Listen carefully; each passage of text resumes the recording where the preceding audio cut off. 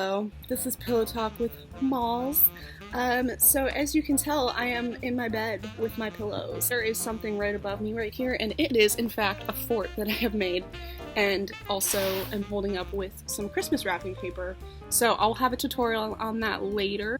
So basically, I have no idea what I'm doing, but this is a creative outlet for me, okay? This is something that I need to do for my own mental health so that I can feel like I'm doing something with my life. So I can feel like I'm doing something with my life. This has started, so our company has, usually they work for school fundraising, and we obviously are not in schools right now, so we're just doing remote work from projects from home, and one of our projects has been team culture, so we've been making a lot of cool, fun videos, and one of the segments was Pillow Talk with Molls, so thus it was birthed.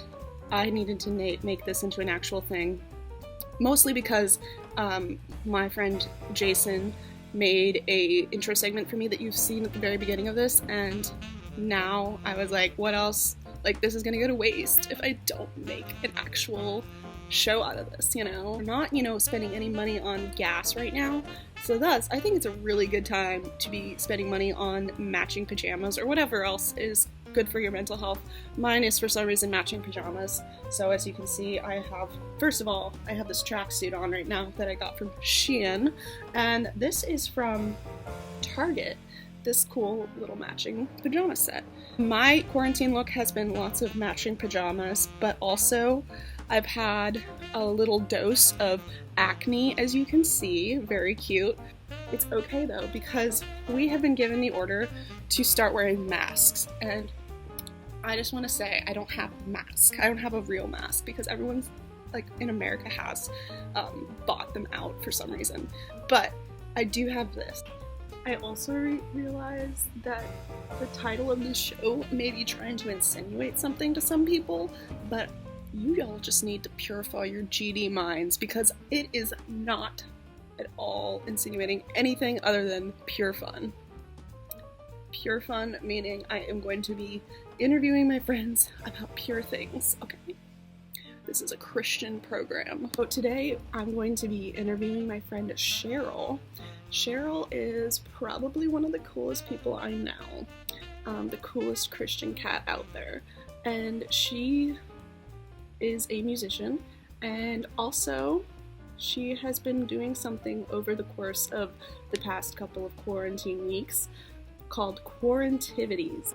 So give it up for none other than Sherryl Bacco, coming at you live, but not really live. My God, you look so cute. I'm sorry I didn't dress up for this. Top. You look amazing. I love that jacket. So this is my mask. I forgot it. That was... Oh, is it really? So what is Quarantivities, Sherryl Bacco? Well, they are activities that we do while we're quarantined. We're talking about ways to have rhythms similar to real life while we're in quarantine. So we just came up with different activities. We have game nights. We had another one last night. Game nights and dancing nights with people, or happy hour quarantivity. Yeah. And so just coming up with activities during quarantine that simulate real life. Gotten a lot of people who are interested and happy about it. Yeah, I think lots of people are bored, and people are just excited. And we had the theme is Club 2000s, and so we have people dress up, and people are dressing up. And it's funny because even the people that don't participate still, we have voting where you can vote to, just because I know not everyone's going to want to show up and dance and dress up. People have been voting, and so many people sending in this is my entertainment for the weekend. We're just all, I think we're all looking for something to feel normal and yes, human. Exactly. Yeah. So feel like people, okay? You came to a game night. I did come to a game night, yes. Yeah, it was fun. Great time. Me and Sherryl are a part of a group called Shady Hoes. We're Christians. This is a Christian program, but Shady Hoes. I'm sorry. So to all my 2 viewers, which is probably just going to be Brian and Sherryl, because she's going to be in this. But I want to know what as a musician, you're also a musician. Cheryl's a musician, and she's very talented. Yeah. come out with a lot of good Oh, stuff. thanks, Molls. And I want to know what this time has been like for you and your music. Just in the last 5 years, I've realized that the rhythm for creating music for me, or just making art in general, is a lot of quiet.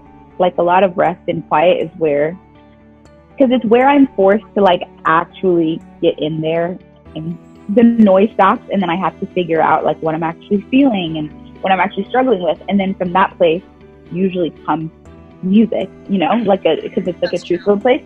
So I think it's been similar. Life actually started to get busy. I would say that the last like year has been the most busy out of the 5 years of pursuing music. Yeah. And so I didn't realize I was starting to get in that like fast going rhythm. And so quarantine kind of brought me back again to like the quiet of the 4 years that it took to make the music that I really sing now. And it's forcing me to like have to be quiet and just get introspective, not in a bad way, but just like really process. And that place always leads to music. We're all limited to this small space, and so you have to get super creative with what's in your hands, like what you have. Exactly. And so people are coming up with like the most innovative things. But I think it's been the same with my music, where now kind of being confined in this small space and having limited resources, it's making me have to get more creative. Maybe like a couple of years ago, I just heard this phrase in my mind that scarcity is perfect soil for creativity. And I think right now there's just a scarcity of everything. I mean, not food. People need to stop acting like there's a scarcity of food, because there's not. But you know, like scarcity of like even activities and going out. And so it's been really good soil to have to get creative. Funny enough, I was thinking about stars a lot. Oh my God, you love outer space, Molly. I do. You'll get it. Yes. No. But I was thinking about outer space a lot, and stars, like those things, they're happening. Like there are stars that are exploding right now, but we're not going to see them till thousands of years ahead. And so I'm like trying to stay in hope of like, okay, what's happening in this quarantine time? I'm like a star who's exploding, and you may not see it yet, but it's going to catch up to reality. And like, don't get discouraged. For people who are creatives, like in general, like not necessarily just like musicians, but like what is a process that you have, or like routine or whatever, like a way to get into that space of creativity? What is something you do? I think being exposed to different things all the time inspires creativity. Be open to go to that cooking thing that your friend wants to, even though it has nothing to do with you being an actor. You might go to that cooking thing and find that it sparks creative juices in you, and you might not see how it correlates, but it's about cultivating creativity. Like in high school, I used to run track. I was so bad at it. Like literally, everyone thought, because I was Nigerian, I was going to be good. Sometimes they would pull the girls from gymnastics to come in and do the races with us.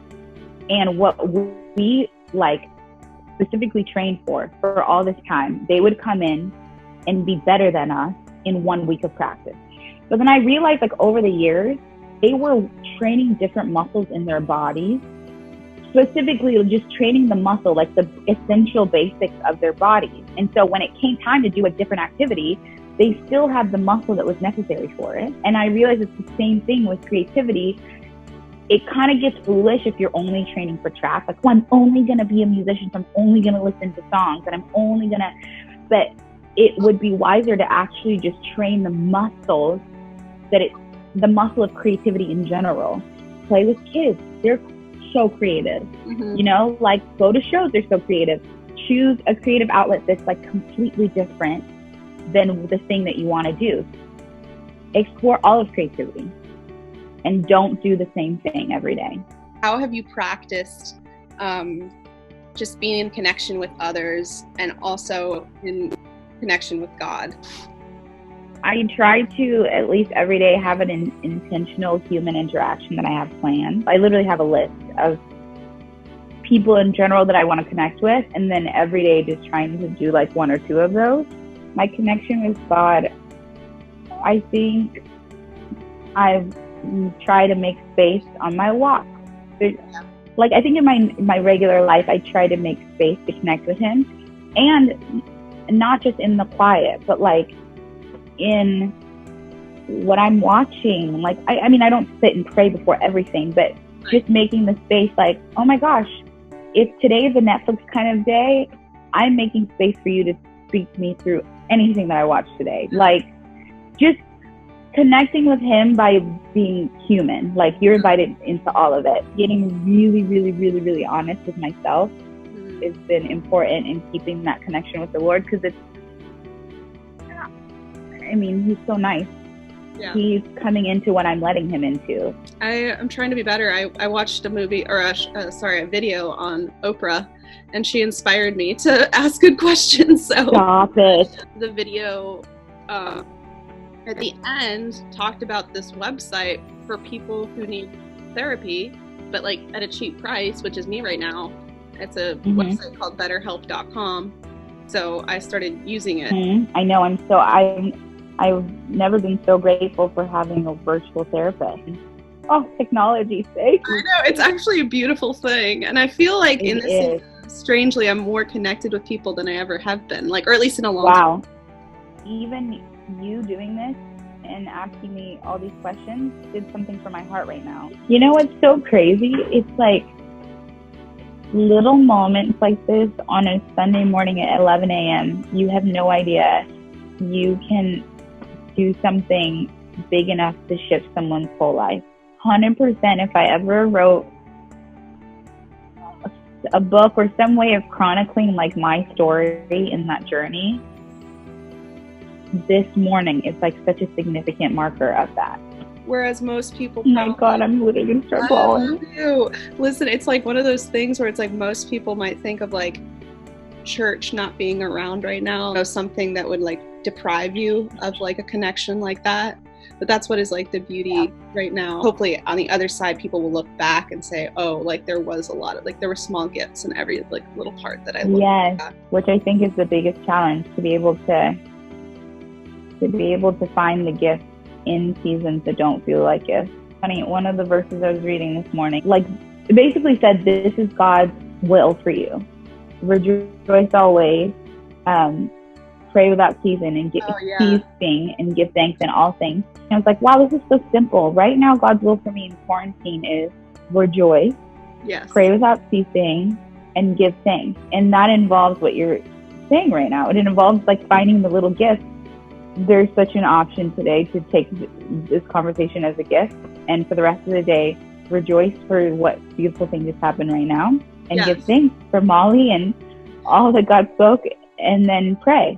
And I think the prayer part still gives us the access and the freedom to not like be fake and pretend like everything's okay. You get to engage and pray and ask the Lord, but that's God's will, that we would do all three of those really well.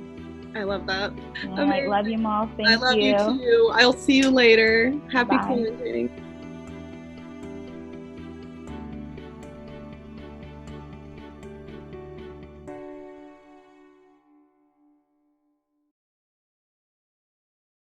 I also haven't fully decided if this is going to be how I'm going to be sitting the entire time. But it seems right because pillow talk, you know? Yeah.